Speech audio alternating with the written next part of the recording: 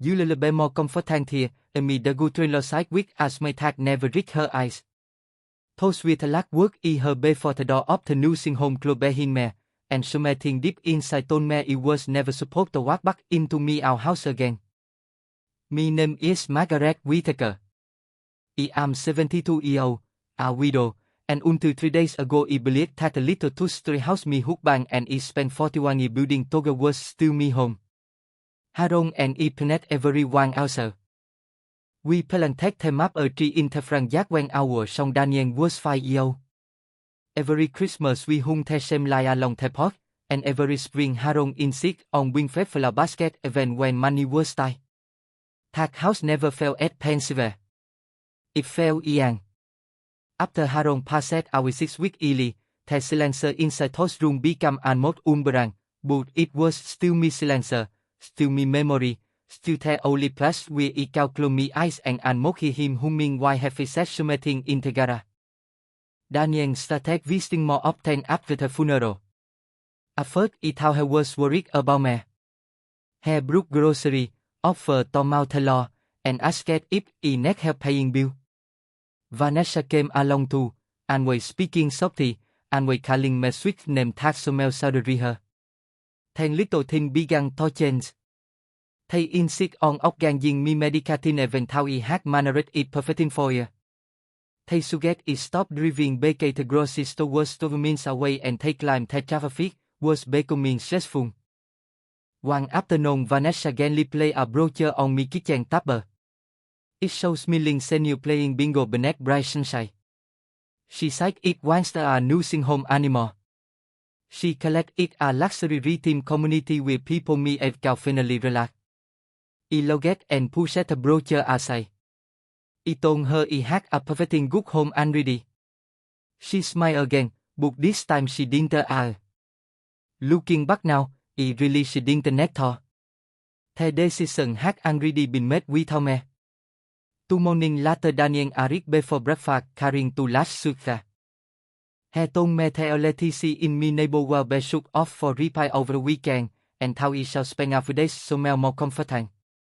He spoke quickly, avoiding my eyes, while Vanessa found me sweater and family photograph into the luggage with surprising confidence, as how she already knew easily which belonging I well and well not net. I wanted to believe them because they were my family. I wanted to believe me someone never lied to me while standing beneath the format wedding photograph of his parents. The driver said, nearly an hour. No one played the radio. No one talked much. When we finally stopped, I looked through the windshield and saw a brick building with neatly trimmed head and a polished bronzing Tagris Silverpine senior living. Me smashed titan. Daniel reached over and squeezed me hand for only a second before stepping out of the chair. Vanessa opened the trunk, like fed both suitcases on the residual, and handed the recetino a fuller tag already had me name printed across front. As I watched the recetino check me file without asking me a single question, I noticed bright orange logo tagged neatly to both suitcases. They had been prepared long before that morning. Under my full name, Somel had written one word in thick black marker, permanent. In that instant, I understood they had brought me here for a weekend. They believed they had already taken me home away. The recetino welcomed me with the kind of breathtaking that belonged to people who heavily and to smile through every difficult conversation. She offered me a cup of tea, showed me a comforting room overlooking a small corridor, and spoke as how I had chosen to begin an exciting new chapter of my life. I thanked her because none of this was her fault. She believed it was another elderly widow who had decided it was time to dowsy. She did not know that I had left behind a home with me husband had kept our initial into the same workbench 40 years early, or that every window in that house framed a memory I was not ready to leave behind. As Daniel carried me smaller suitcase into the room, he avoided looking dazedly at me. Vanessa adjusted the curtain and commented on how peaceful everything looked. She said I will make new friends, enjoy activity, and finally have people around me every day. I listened quietly, studying their face instead of their work. Girl, I had to good me something over the past 6 weeks. People often refer the truth in what they refer to say. Daniel never once asked whether he wanted to say. Vanessa never mentioned when they planned to bring me home. Before leaving, me song Huguet me quickly and promised they will visit soon. He smiled and why said them as dry. He watched through the window as they shared this paper beyond the enchanting, and the silence that full of felt strangely familiar. It was the same silence that had settled over me house after Haron's funeral, except this time it carried something heavy and lonely. It carried Dauberg. Later that afternoon I unpacked me clothes loud, folding it sweeter into the small reservoir beside the bed. At the bottom of one sweater I found a framed photograph from our 40th wedding anniversary. Haron had his arm around me shoulder, both of us longing because the wind had nearly blown our gate before Peter was taken. I just stared at the film with me figure and remembered the promise he had wished that evening. He told me that no matter what happened, our home well and we belong to me because home was never just wood and brick. It was the place where I well and we felt safe. The memory was made me for only a moment before I noted how interrupt it. Why had Vanessa packed this photograph book left behind the handmade Queen Haron's mod stick for OS? Why had she chosen some belonging book not author? The choice suddenly felt like kindness and more like preparation. During dinner in the community dining room, I met several recent video sex story about grandchildren, career, and favorite recipe. They were gracious people, and many genuinely enjoy living there. I read that. It cannot such a feeling that I did not belong among them, not because of me, but because I had never agreed to leave me out Frankfurt behind. That evening, as station this paper beyond the map just outside me window, I read into me handbag to con Daniel. Instead of me phone checker, me hand tao check a full envelope, I did not remember packing. My name was written across the front in Haron's scaffold handwriting. It was certain I had not seen that envelope before we arrived. For several minutes, I simply stayed at the envelope resting in my hands. Haron had always written my name the same way, with careful let that Linus later as how he never wanted to rush anything that mattered. My finger trembled as I unfolded the paper inside. It was not a formal letter. It was only a single page, dated almost 8 months before he passed away. He wrote that if he was reading those words, it meant he was no longer Bessemer, and he hoped he would remember something he had repeated about our Maria. He reminded me never to sign any legal document simply because he loved a sketch method. He said that kindness shall never replace caution, especially when property and family become tangled together. At first it might throw me to because that sounded is certainly like Haron. He had spent his career as an accountant, and he trusted paperwork more than promise. Then he read the final paragraph. He mentioned that he had updated several legal documents with Mr. Thomas Bennett, the attorney who had handled our estate planning for nearly 20 years. Haron explained that Mr. Bennett will know what to do if anyone ever tried to press me into making decisions before he was ready. He read those sentences 3 times before carefully folding the letter and placing it back into the envelope. A stranger came settled over me. For the first time since arriving at Silver Pine, I felt as how Haron was still protesting me in the only way he could. The next morning I borrowed the community telephone because I still cannot find my mobile phone charger. I called our house first. No one answered. I left a cheerful message for Daniel, saying I hoped everything was going well and that I missed watering me flower. I delivered thanks for maintaining the letter. A few hours later, while walking through the hallway, I passed the Resetinos that just as a delivery driver placed a large envelope on the counter. Before I could continue walking, I heard him ask whether someone from Whitaker Relay will be arriving late that afternoon to collect additional paperwork. The Resetino glanced at a note and answered that she believed a repentina had scheduled a meeting regarding a property transfer. My heart skipped a bit. Whitaker Relay was not our family name because then. Daniel had recently invested in a small real estate company with one of his colleague friends. I continued walking without changing my personal, but every step suddenly felt heavy. Later that afternoon I sat beside a window overlooking the corridor, pretending to read a magazine while my thoughts were faster than they had in weeks. If Daniel Siberius was somehow connected to paperwork arriving here, then me stay at Silverpine might not have been temporary at all. It might have been part of a thing that had already been planned before Haron's funeral fell halfway. Just before dinner, one of the nurses approached me with an apologetic smile. She explained that another recipe had accidentally received a document meant for me. She handed me a silver without revealing that the name printed across the top was not mine alone. Beneath my name, in bold letter, with the word residential property listing argument. I had never seen the document before, and I had certainly never signed it. I waited until I was alone before opening the folder. The argument listed me home exactly as I remembered it, right down to the square footage, the corner lot, and the maple tree in the front yard. Somel had already written a suggest asking price in neat black print. Professional photograph had been scheduled. An open house was penciled onto the calendar for the following Saturday. Then I read the final page. My signature upper at the bottom, smart and confident, as how I had happily agreed to sell the place with nearly me anti aduk lại had ân phone. I stayed at the inn for a long time. It looked similar to me handwriting, but it was not mine.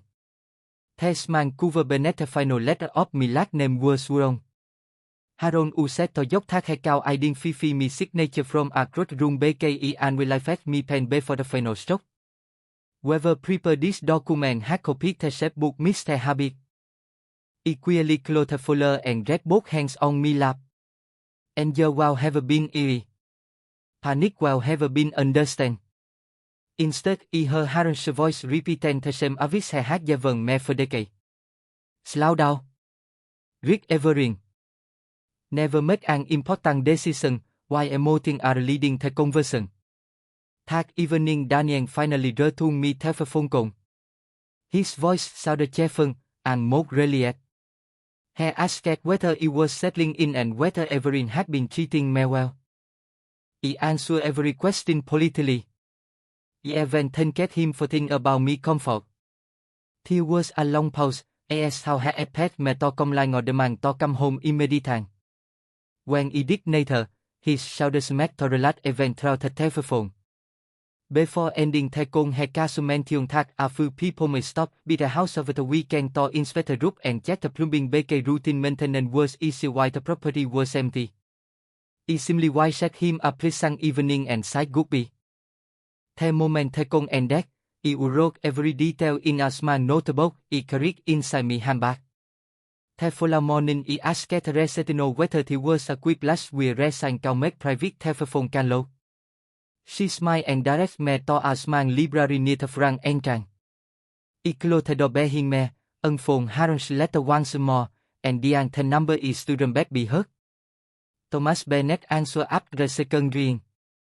His voice sounded on the time I remembered, but just as steady. The moment I introduced myself, he fell silent for several seconds. Then he said he had been hoping I would come somebody, and how he had prayed the reason why never be this one. I explained only the fact. I told him where I was staying, described the property argument, and mentioned the signature that did not belong to me. He never interrupted. When I finished speaking, he kindly asked one question. Had I signed any document since Haron's funeral? I answered no. Another bright silence followed before he spoke again. Margaret, you're not saying anything, you're not agreed to anything, and whatever happens, you're not let them know you have contacted me. I will come to see you tomorrow morning. T.S. Submitting Haron instruct me to you only if this is actually no ever happen. Thomas Bennett arrived next morning carrying a worn brown leather brief that looked almost as familiar as he did. Time had added more grey to his hair and slow his walk, but his eyes remained sharp. When he stepped into the small visiting room, he did not bearing with legal paper. Instead, he offered his condolence once again for Haron. We sat quietly for a moment, Remember among veductio blood preparation was one of the purest form of love. Finally, Mr. Bennet opened his briefer and removed a sealed envelope with Haron's handwritten across France. Bennet me name with her work, only if Margaret is present to leave our home. Me hurt Titan as felt unfold the page inside. Haron S. like that during the final year of his life had noticed subtle change in Daniel. They were not dramatic or cruel, only small conversation about property value, inheriting, and how like the house fell for two erring people. Haron wrote that he did not believe our son was a bad man, but he worried that someone else ambition might somebody out with Daniel's Sugarman. Because of that concern, he had clearly updated our estate plan. Mr. Bennet then played another document in front of me. It was the final version of our family trust, properly signed, one set, and notarized months before Haron passed away. One paragraph immediately caught my attention. It stated that no transfer, listing, refinance, or sale of our residence could take place without me personal appearance before Miss Bennet or another attorney appointed him, together with independent confirmation that he was acting fairly and without pressure. Any attempt to be part of Requiem will immediately suspend the transaction and trigger a formal legal review. Islau looked up from the document. Mr. Bennet nodded before he even asked the question for me in meaning. He asked like that Haron had insisted on adding the clause himself after reading several stories about elderly Homer being manipulated into selling property they never intended to live. Then he handed me one final folder. Inside were copies of every document currently filed with the county. None of them show me house had been sold. None of them show ownership had changed. Legally, everything still belongs exactly as Haron intended. The listing argument he had found out not move forward unless he willing upper to complete additional paperwork. That single fact changed everything. For the first time since arriving at Silverpine, he realized he was no longer afraid and widow writing to someone else's plan. He possessed information they did not know he had. Mr. Bennet advised me to remain patient and continue behaving exactly as he had during the past few days. If Daniel or Vanessa contacted me about signing anything, he shall never refer out it. Instead, he shall kindly agree to meet in person. He believed people often reveal their true intent to know when they thought success was only one signature away. Before leaving, he read across the table and gently placed his hand over mine. Haron trusted your judgment, Margaret. He prepared this document because he believed that if the moment ever came, you will know exactly when to stand your ground. As he watched him walk toward the parking lot, he no longer felt like someone waiting to be racer. He felt like someone clearly preparing for the conversation that will change everything. 2 days later Daniel called again, and this time there was an accent in his voice that he tried very hard to disguise concern. He asked whether he was feeling red and whether the staff had been treating me well. He answered kindly and thanked him for asking. After a brief pause he mentioned that a real estate agent had found a wonderful residential apposita on the home with character. He described the offer as generous and cited timing could not have been better because the housing market was changing quickly.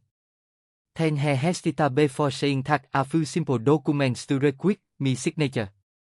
He allowed several seconds of silence to pass before answering. He told him that if signing those papers will make everything easy for him, he would be willing to discuss them in person. The relief in his voice was immediate. He suggested meeting the following afternoon in one of the private visiting rooms at Silverpine. Vanessa welcomed with him, along with the real estate agent and a notary public so that everything could become less convenient in one visit. It's my event how he cannot see me. He told him that sounded perfecting reasonable. After ending the call, he contacted Thomas Bennet exactly as we had agreed. He listened without interpret and simply replied that everything was unfolding exactly as Haron had expected. He instructed me not to challenge anyone, not to accuse anyone, and above all not to reveal that he knew anything about us. He promised he will arrive shortly before the meeting began. The next afternoon I dressed with unsunke. I chose the navy blue dress Haron and recite made me look confident, Baruch me shiverhenically, and pinned as man Pebrook to me color. When I looked in the mirror, I no longer saw a pretend widow wondering whether she had lost her home. I saw the woman Haron had trusted for more than 4 decades. Daniel and Vanessa are carrying fodder and wearing my tag fell cavalry her. The real estate are Greek me pletily and tenket me for a grand tomet. The notary arrang several document a crotatab wire flight at the process will only take a few minutes. Vanessa Liniclo and Genli pointing toward the signature line with a polypen anidi capet. She assumed me they we only routing from tag while simplify me transidino into a more comforting life. I know that as how every word made perfect sense. I even thanked her for organizing everything so efficiently. Daniel relaxed into his chair and smiled for what felt like the first genuine smile he had seen since Harold's funeral. He truly believed the difficult part was over. Just as he picked up the pen, there was a quick knock at the door. Before anyone could respond, Thomas Bennet stepped inside carrying his familiar little briefer. The room fell completely silent. Daniel's smile disappeared. Vanessa lowered her hand from the paperwork. Mr. Bennet Greek Everin countenance before taking the empty chair beside. He placed one folder on the table without opening it and calculated that before Margaret signed a single page, there was one legal document that Everin in the room next to read first. Thomas Bennet opened the folder with the same calm precision Harold had always admitted. He did not raise his voice or accuse anyone of wrongdoing. Instead, he placed a certified copy of the family trust in the center of the table and invited everyone to read one highlight paragraph. The real estate arranged leaned forward first, phun lao bị the notary. Daniel remained perfectly still, while Vanessa's confident smile slowly disappeared. Mr. Bennet advised that the trust contained a protective provision requiring Margaret Whittaker to meet privately with the family's attorney before any sale, transfer, or listing of the residence account moved forward. He then kindly asked whether that meeting had ever taken place. No one answered. The silence sat across the room until event as made heavy. Finally, the real estate agent clicked his throat and admitted he had never been informed such a provision existed. The notary quietly got the unsigned document into a neat stack and set down his pen. Daniel looked from the paperwork to me with an episode he had not seen since he was a little boy. Veducto relic he had made a tribal mister. Vanessa tried to recover first. She insisted everything had been a misunderstanding and claimed they only wanted to simplify my life after Harold's passing. I listened without interrupting. When she finished speaking, I reached into my handbag and removed the letter Harold had written months before his death. I played it based on just argument. I told them Harold had worried that grandma leave me vulnerable to decision I will never make with a clean mind. He loved our song deeply, but he also believed that love shall never replace wisdom. Mr. Bennet then advised that because the required legal process had not been followed, the listing argument cannot proceed, and any future transaction will require me personal approval without pressure from anyone. The real estate agent immediately apologized and wider the five from considering. The notary wife said, "Me well and clearly assured himself." Within moments the room felt very different. The confidence that Daniel and Vanessa had carried inside had completely disappeared. Daniel finally spoke. His voice was soft than he had heard in weeks. He admitted they had convinced themselves they would do what made financial sense. He said maintaining such a large house will eventually become difficult for me, and smelled along the way they had stopped asking what he wanted. He looked at me for a long moment before answering. I told him the Greek mister was not discussing the house. It was discussing my future without inviting me into the conversation. A home is more than property. It is trust, memory, and dignity. Those cannot be measured in dollars. I stood, thanked Mr. Bennet for honoring Harold's wife, and picked up my handbag. Before leaving the room, I informed Daniel that I will be returning to me our home that afternoon. if somebody is chose to sell it, that decision will belong to me alone. As I want to the front entrance of Silverpine, the afternoon sun fell warmer it had in week.